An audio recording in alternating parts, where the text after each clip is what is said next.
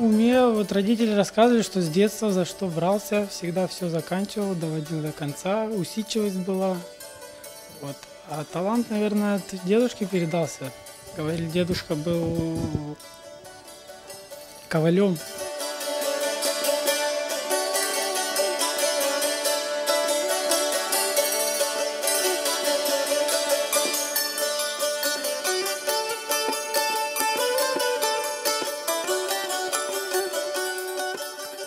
Я вот выбрал женские украшения в крымско-татарском национальном стиле, так как там этого никто не делал, не видел, не знает. Вот, поэтому я решил сделать такое. Ну, экзаменаторы все оценили очень хорошо, достойно. Самый максимальный балл поставили, 12 баллов на то время.